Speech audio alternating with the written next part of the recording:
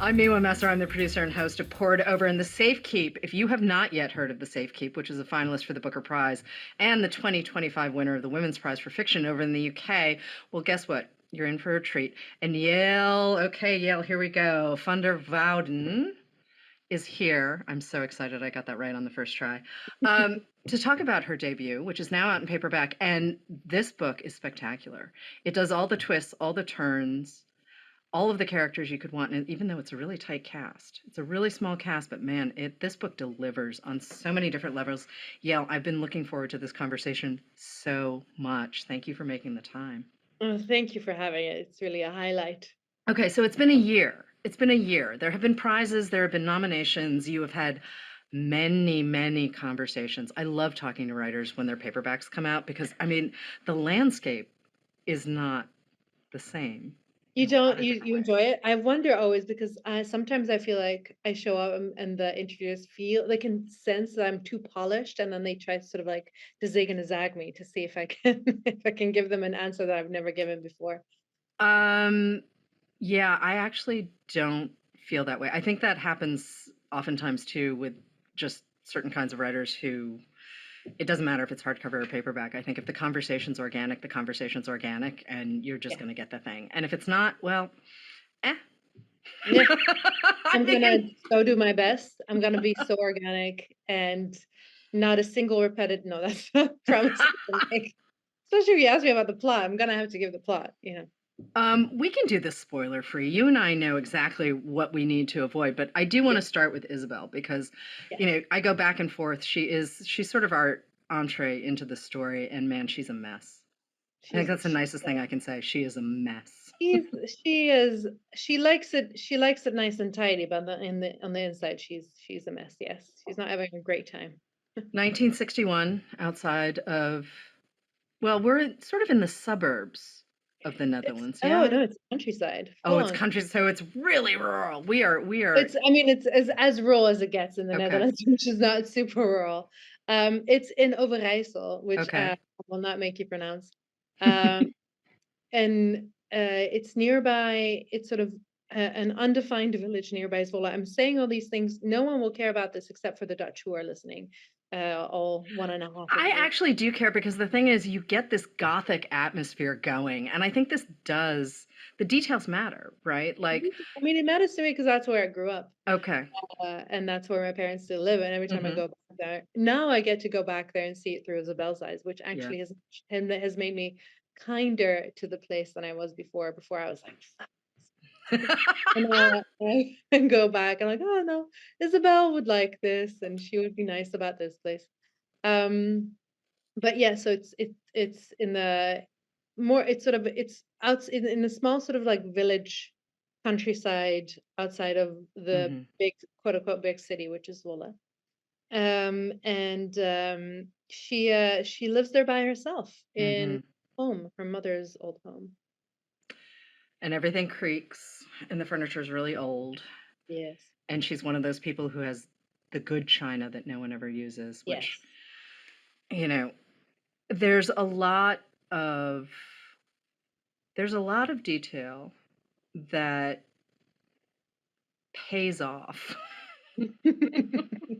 There's a lot of payoff in different levels. That is editorial work, 100%. Um, it's so so good. It's sort of standard three act.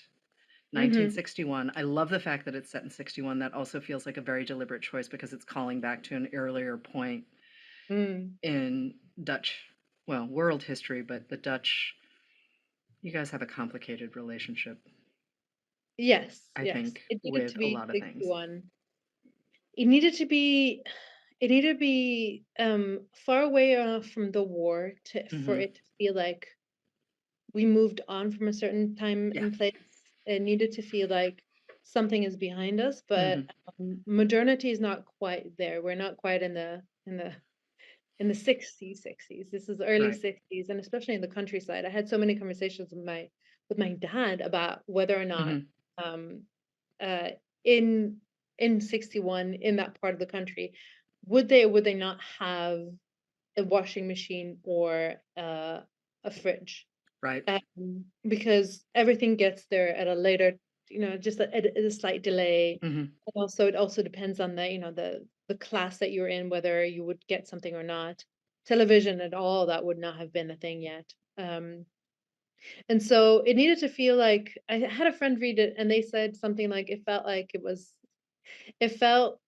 it could have been set in the 1800s Hmm. as much as it could have been set like Yeah. in the 80s, but in a place that was just separate from everything. And that's kind of like for a moment it needs to feel like it's floating in time, and Hmm. then it's not floating in time at all, right? Then it's sort of pulled back into history. It felt dreamy at first. And I'm two reads in, and they're a year apart. So, I mean, I remember being wowed the first time I read it and just thinking, oh, I haven't seen something like this before. In historical fiction, right? Like, you've got to pay attention to the rhythms of the language, you've got to pay attention to clothing, you've got to pay attention to also sort of the cultural signifiers, right? Yes. And I love the idea that it's because the early 60s are basically still the 50s, and the 50s were good for no one. Like, no one anywhere on the Furniture, globe were the 50s good. fantastic for furniture. Okay, yes. But, you know, I know no one else had a good time then. everything else kind of terrible. Just Yeah. kind of completely terrible. Um, but it feels very dreamy. Even Hmm. though Isabelle, I mean, part of me feels for her and part of me is like, "Oh, come on. Like, what is your deal?" And part of it is grief, right? She's essentially orphaned. Her brothers are kind of like, yeah, we're going to go live in the city. We can't be here. What do you... One of her brothers is kind of a playboy. The other brother is happily settled down with his boyfriend. And she has a rough time accepting her brother Heinrich. Yes. So you can see where she's got all of this stuff sort of swirling, all of this family Mm. story swirling around her. And part of me is like, well, of course she's going to be a control freak because nothing is in her control and she's Yeah. alone and da da. And I'm trying to have empathy, but I got to tell you, there were a couple of moments where I was like, can you just sit down for 2 seconds? Can you have a snack? Can No, you that think about where well, you she are does in have the a snack. world? Famously, she has one snack, and that's a pear, and then all hell breaks loose. Okay, but let's talk about the creation of Isabel for a second because she Yes. feels she's I mean, I'm talking about a fictional character who I'm mad at. Like, what? I mean, it's good. I mean, that's good, right? It's We start great. with It's emotions, totally satisfying. and then move on to analysis. This is my entire degree is how do I reduce my emotions back to Hmm. analysis? A degree in comparative literature, obviously. Hmm. What else? No, but Isabel, come on, where does she come from? Isabel. Well, Isabel, I have always wanted to write a character like Isabel. Hmm. I mean, and there's many different facets to it. One of it is that I love a good repression. Hmm. And not just it's not repressed for repressed sake. I need to know what is being repressed. And with Hmm. Hmm. Isabel, you start reading, and then I think toward the end of part one, you think you think that repression comes from desire and sexuality, and then you keep on reading, and then you find out that the repression is very multifaceted and comes Right. from many different Hmm. directions, and not just the one. And it sort of implies that all these things are also intertwined. That Right. when you repress the one thing, you are also more capable of repressing the other thing, be it family mysteries or histories or the things Hmm. that you simply do not know but feel like you could have known the moment that somebody tells you about them. That those are inherently connected to the knowing of the self. Right. And what I like about, and I've always liked that. I've come into sort of being obsessed with that kind of character through Ian Forster, through Hmm. and this idea of a character who thinks that they know themselves, and then find out and that in fact not only do they not know themselves, they don't know anything at all. And sort of that conviction being torn to pieces is very satisfying to me, and also comforting on a sort of human level. This idea that I can always exist in a place where I'm like, I am who I am and I will never change. And then when change comes, I can, that's that I can be okay with it because it's part of, it's part of human experience. It's part catharsis, getting to write characters like that. And then on the other hand, I've just simply grown up with many, many Isabels, because Isabelle is, it's so funny because I've had so many conversations with um US Americans readers who Hmm. say, you know, is she, and at the beginning when it first came out, I had many conversations about, is she or is she not on the spectrum? Oh, wow. Okay. That Yes, is, hadn't occurred. That actually hadn't occurred to me. I. well, I've had that conversation many times, and to a degree, like, yes, absolutely. You can sort of read that into the way that the way that she Hmm.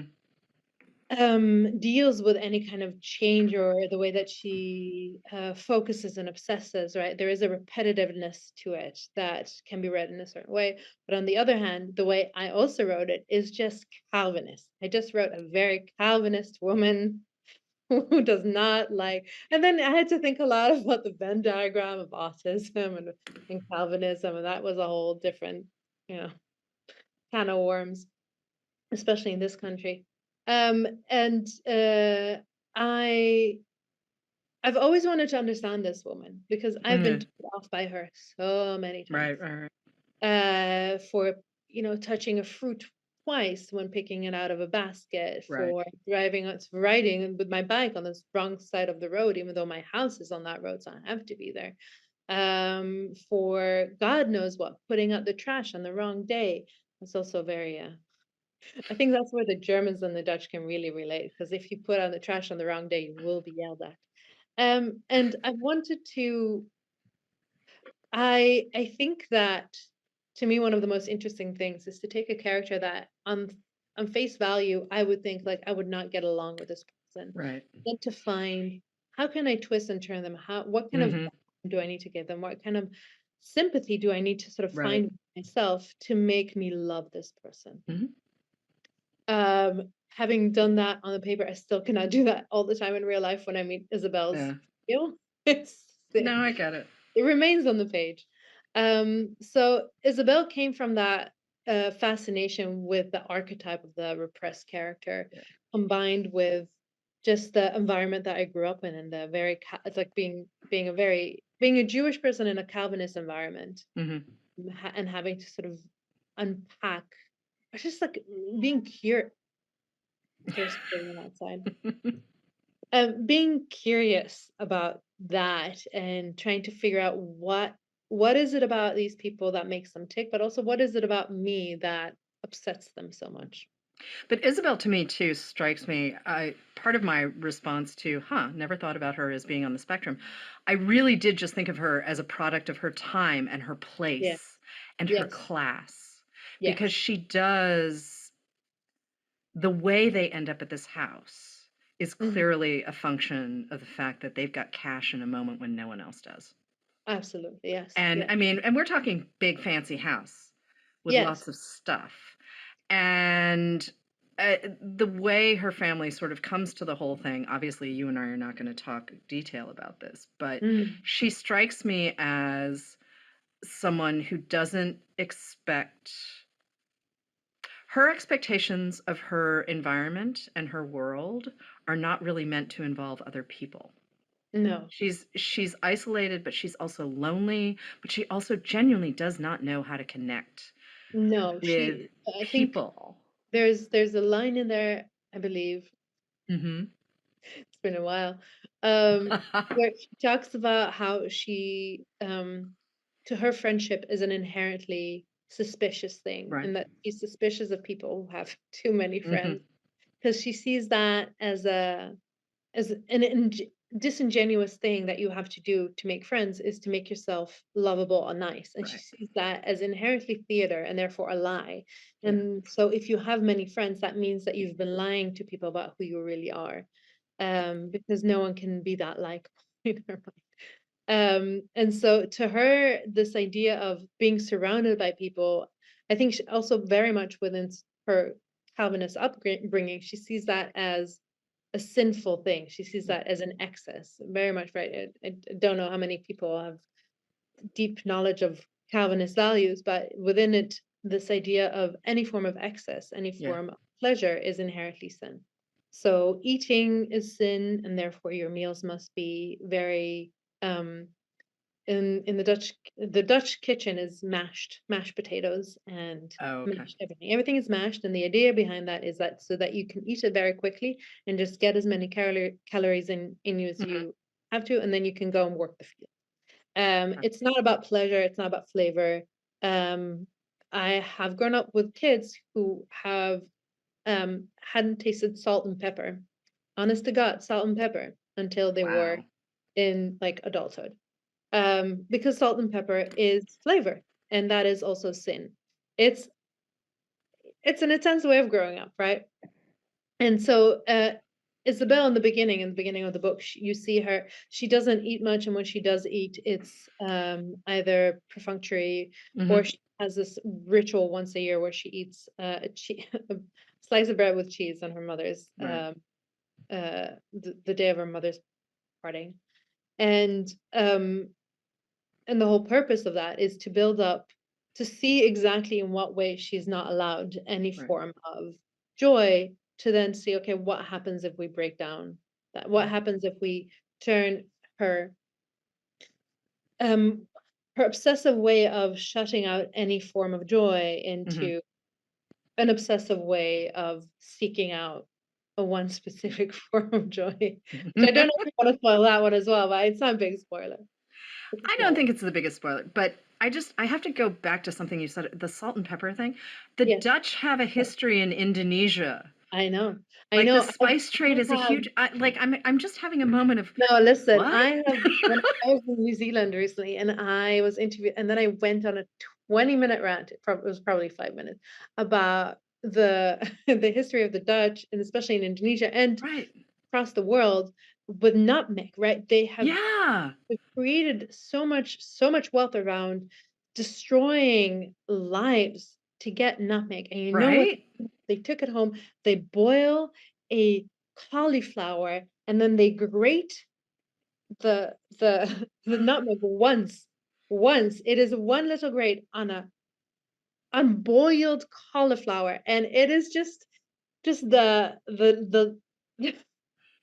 the levels of both sort of ca capitalism, Yeah. repression, and the inability to access joy. I don't think you should access joy in the wake of, in violent Right. colonialism, but Right. my God, people, like what to what end? To what end all of this really?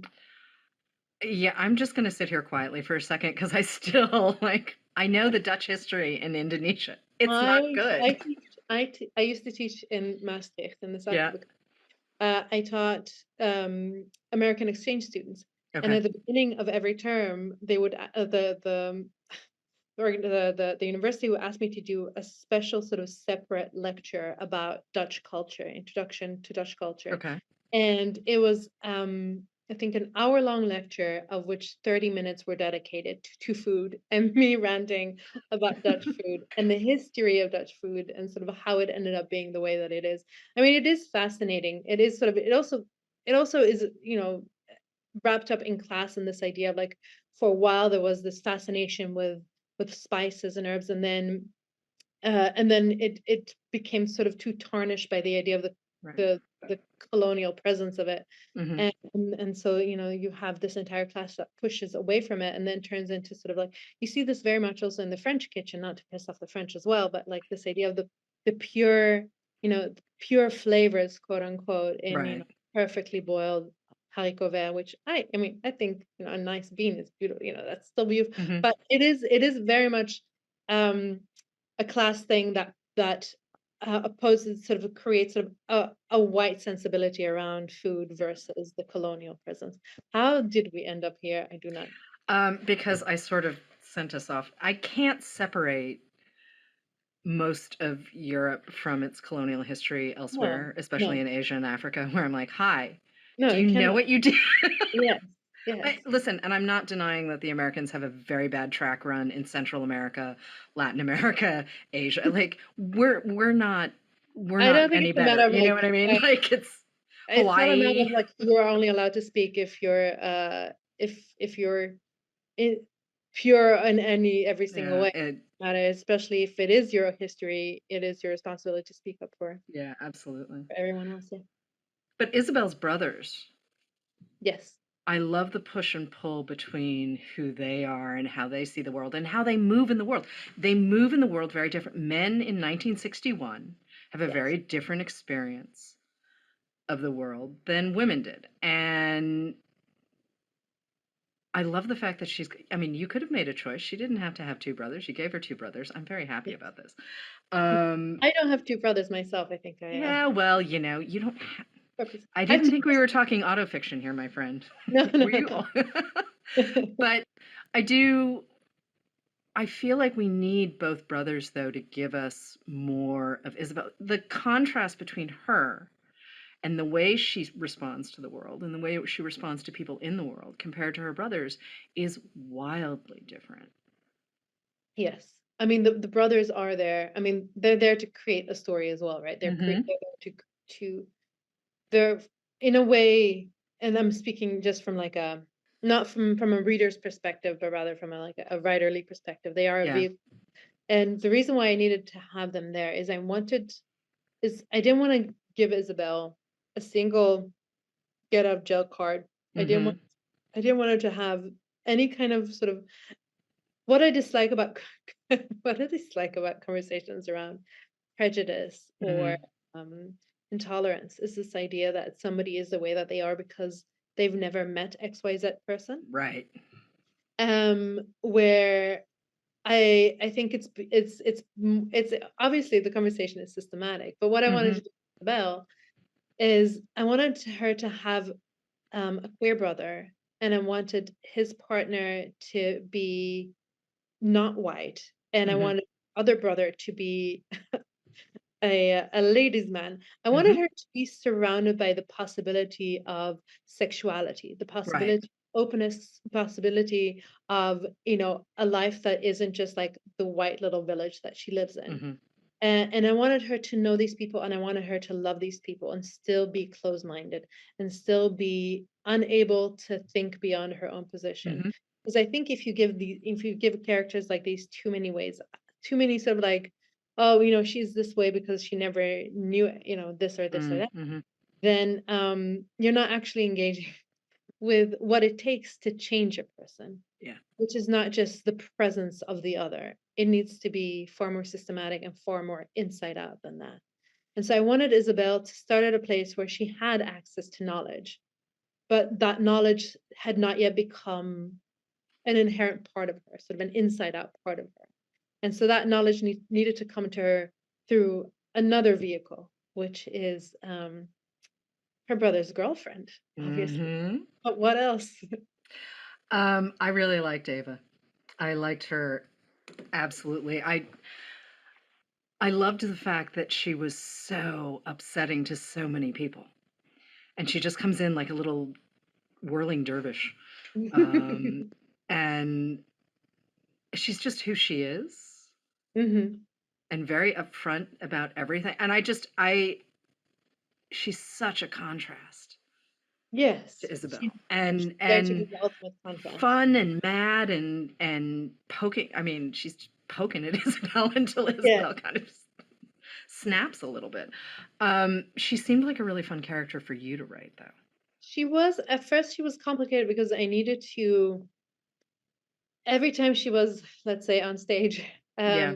I needed to several balls needed to be in the air, which Yeah. is what she was saying, what she was thinking, and then what she was feeling. And those three were different. Yeah. It's always different with Ava. What she says is not what she thinks, and Mm-hmm. what she thinks is not what she feels. And toward the end, all of that gets to coalesce, it gets to become one. But in the beginning, it's not. Yeah. And so in a way, Isabel was much easier to write because Mm-hmm.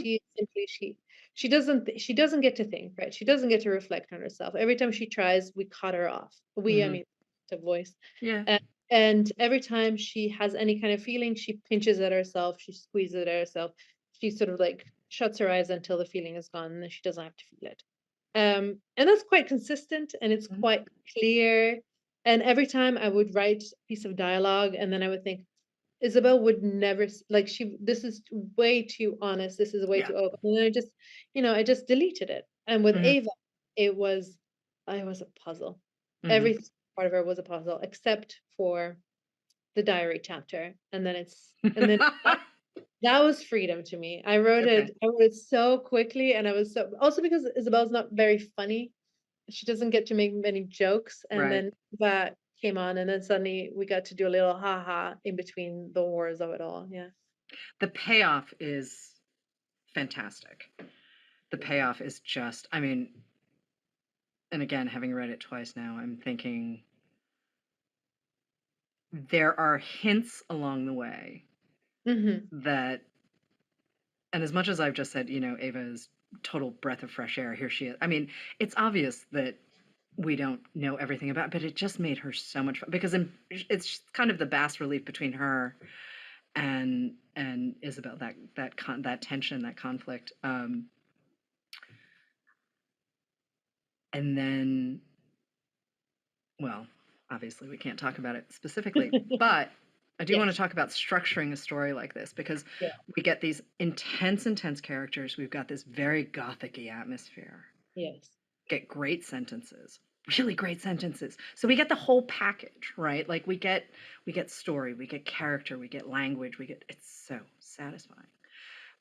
But you're sitting in this world, you're sitting in 1961, you're in rural Netherlands Yeah. in a moment in time where you have to straddle one of the most cataclysmic events in world history Mm. and sort of the advent of the modern world, but not Mhm. quite. And Mhm. Europe is still not financially, the class Yeah. differences are Yeah, in the Netherlands, this was several years after the rations were over. okay. So, and that's also why I said it. I wanted it to be sort of like the rations are genuinely over. Hmm. But also in the wake of the war, the class system in the Netherlands, though Hmm. has fallen apart in almost entirely, and Yeah. it's sectarian more in the um within Protestantism, within the different sort of Hmm. parts of Protestant and Catholicism, which is um, far more present in the South, and Okay. that's sort of the big divide in the Netherlands. Not relevant to the story, just fun Okay. background.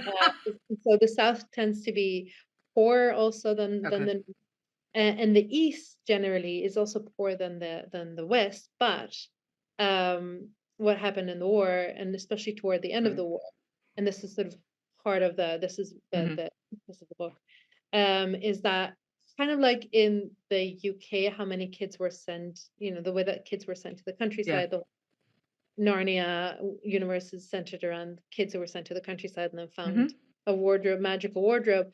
In the Netherlands, kids were sent to the east, mostly because in the west, it was parts of the west were completely shut down Hmm. for any kind of food that was being brought in. So no food could access the west. And so some families that could afford it indeed sent their kids to the east where there was still food. And Right. there was still, sometimes it was with family members usually. Hmm. And that's how Isabel ended up in the east of the Right. country. So she has her class, which is harkens back to her youth in Amsterdam. Hmm. But she grows up in a very Protestant environment, and sort Hmm. of you have indeed this layering of her uh, class, the history that brought her there, Hmm. the memories that keep on trying to creep to the surface, right? Every Hmm. now and then she has a flashback of people knocking on the windows, people showing up at the door asking for food. Hmm. She never lingers on that, but it does sort of show up in nightmares and in little flashes throughout the day. So you have in her and in this house and in sort of 1961, you have privilege, you have this idea of like we are good, everything is fine and we're okay because we are in this dreamy little place. Right. Even though the house creaks, nothing can get to us here. Hmm. Um, and you have both the idealistic, so it feels both like the dream, Hmm. but the other, and then you find out Um, it's not only her dream. It's a multifaceted dream that other people can also partake in.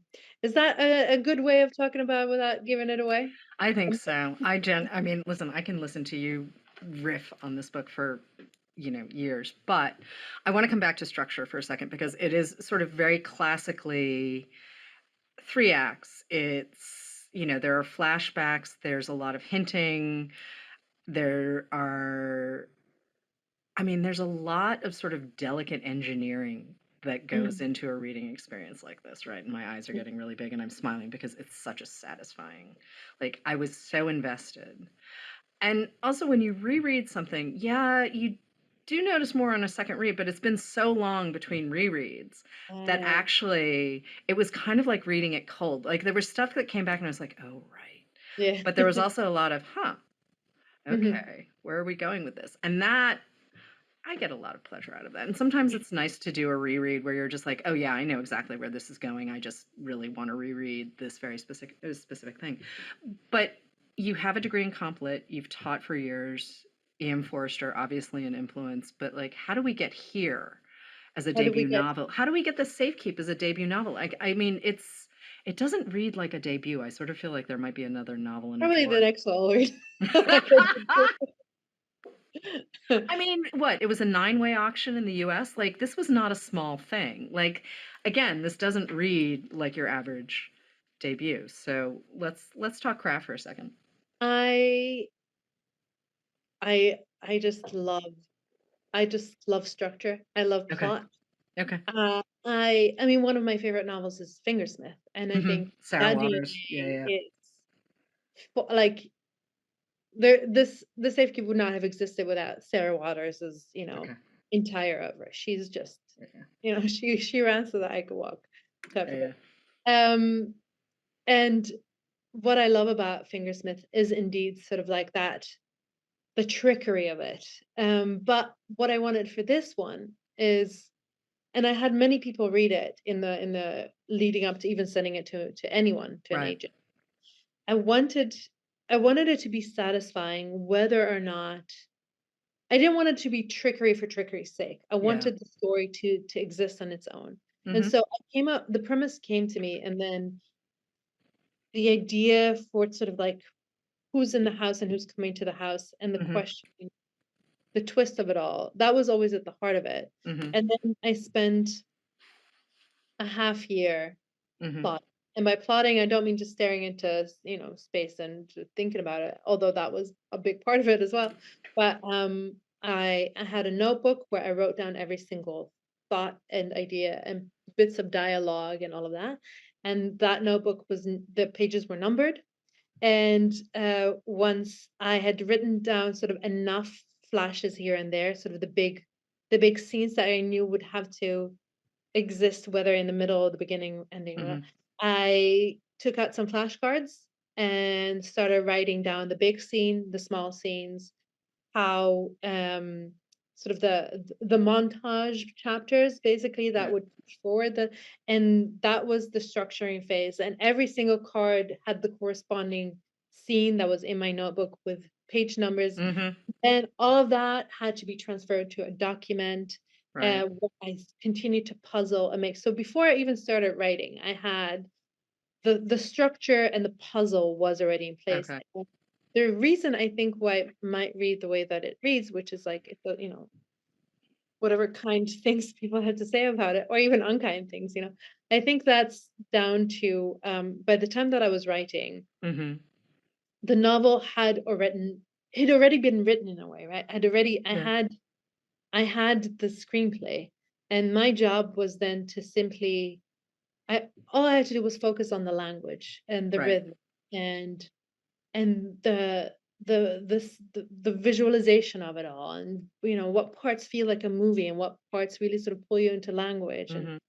and so by it felt like I was rewriting a novel that already existed, and I didn't have to think. I think the trouble oftentimes with tricky with not tricky books, but books that do trickery, Yeah, yeah. trickster books, is that if you haven't decided on the little twists and turns beforehand, and exactly where they're going to go and how they're going to fit together.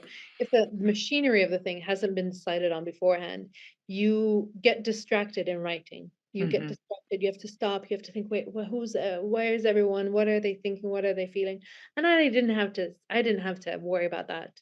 nearly at all.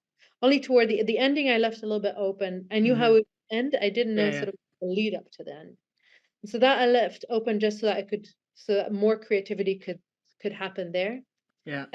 But uh, yeah, it was a process that was a little bit of twice bake, a fettuccine kind of thing.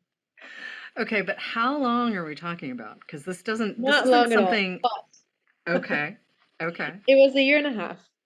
Uh, okay. That is much faster than I would have expected. So it yeah. sounds like you were really, the gears were I going long spent before a you half sat year down. plotting, and Okay, then I spent a half year writing. I'm a okay, really fast writer once I okay, get to writing. Most of the work is preemptive work with me. okay. And then I spent another half year editing. So that's a year and a half. But all the novels that came before this one that weren't successful, that Right. and the novels that I had written and got to the end and thought to myself, it's fine, it's just not good enough. Okay. Or novels that I started because I wanted to, everybody's, I wanted to try pantsing it. And so I tried pantsing it. I'm so deeply not a pantser. Yeah, yeah. And so it got finished. Or, novels that like there was one that came right before the Safekeep and I spent 3 years Mm-hmm.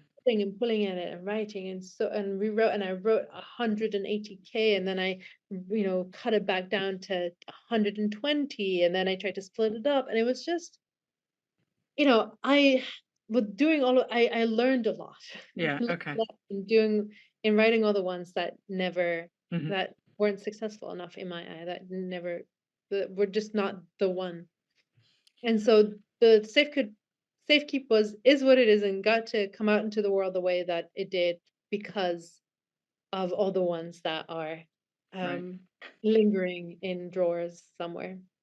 Yeah, I also love the idea that you spend as much time editing as you do writing. I think there are a lot of folks who don't really understand what the editorial process should look like. Yeah. And that editing, in fact, is writing. I'm having a moment, there's all this AI coverage out in the world right now, and the fact that people are using AI to like write texts. Like Ah, honestly, writing is thinking and editing is thinking. is Like you right. have to Yes. process This is okay. all of This this is and use your actual brain. It's like it's wild to me what people are shortcutting with AI, and I'm just like, why would you do that? Why would you hand that over? It's a text message. I know it. But okay, so I've been talking about AI quite a lot, and I keep Hmm. on saying that just not worried about it for my own profession for Right, writing. right, right. And the reason why I'm not worried about it, and I hope that I can explain this clearly because Hmm. I feel it's clear in my head, but I can never translate it quite clearly. But what it's trained on fully edited texts. Right, right. And, and so what it creates is texts that are based off of the finished work, whereas Yep. writing is first draft and then Hmm. second, third, Hmm. and then the copy. And that's where the magic, it's in that process where you Right. get intention, where you get, something, a short story that goes from sort of like, I just wrote down sort of thoughts and ideas and a character and then you have to go back and look at that short story and like, what is it trying to say? Right. What kind of intention what message or what feeling or what emotion or what question do I want to give Hmm. this? And that's the process of it. That's Hmm. editorial. Right. And you can also start writing with an intention, but still to make it work, that's editorial.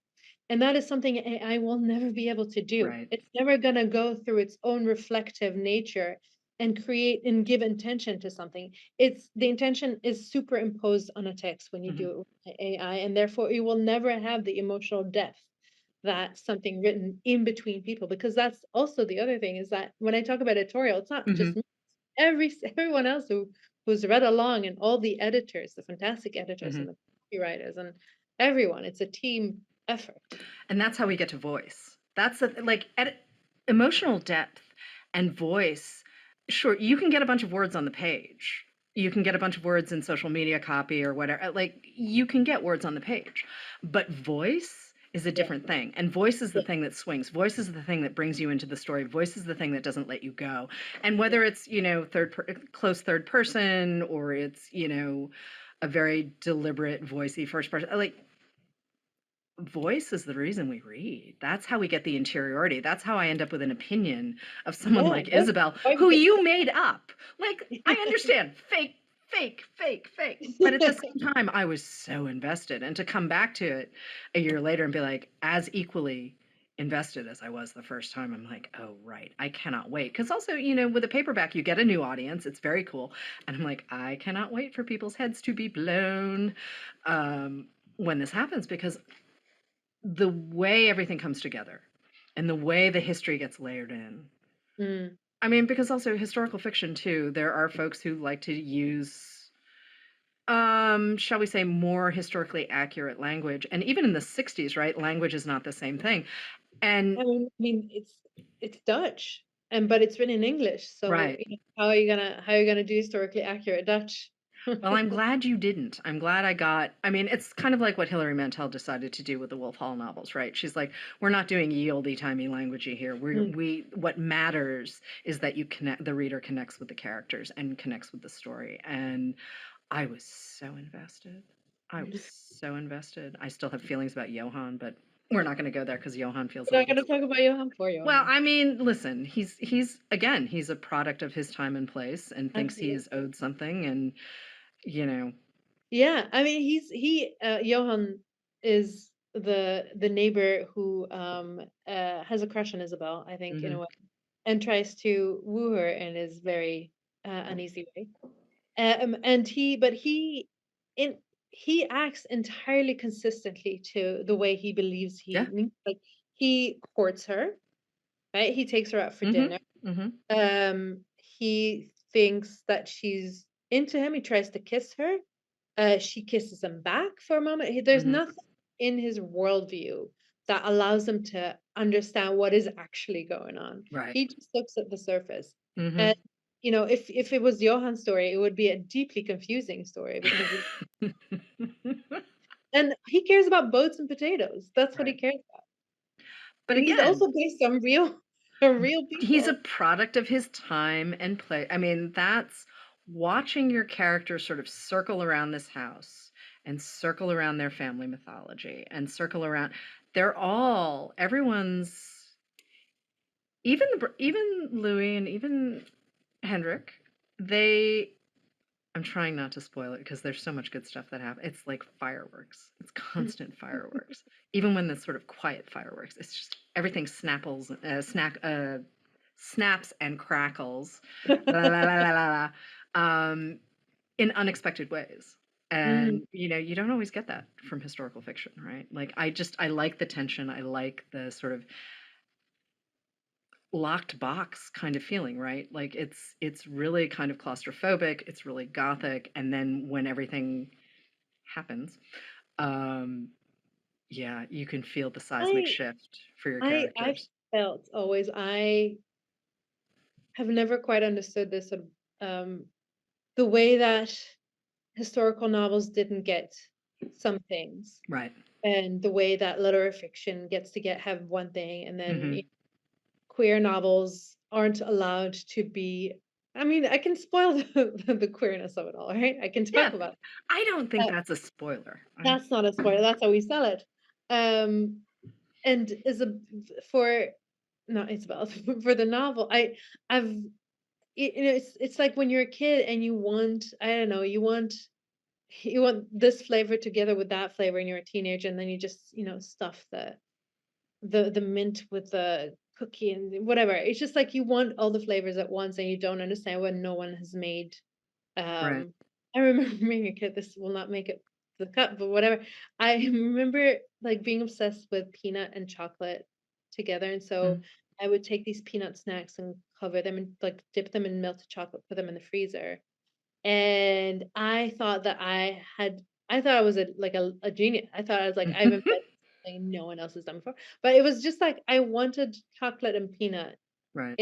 I mean, obviously it's a Reese's piece or like a Snickers bar, but the way that I wanted it, with the texture that I wanted it, with like the little peanut puffs and the chocolate. Hmm. I think that's how I also feel oftentimes about the stories that I end up writing, is like I want I don't want these flavors to be kept separate. I want the historical novel. I want the mystery and the thrill of it, but I also want it to be a romance, and I also want it to be erotic.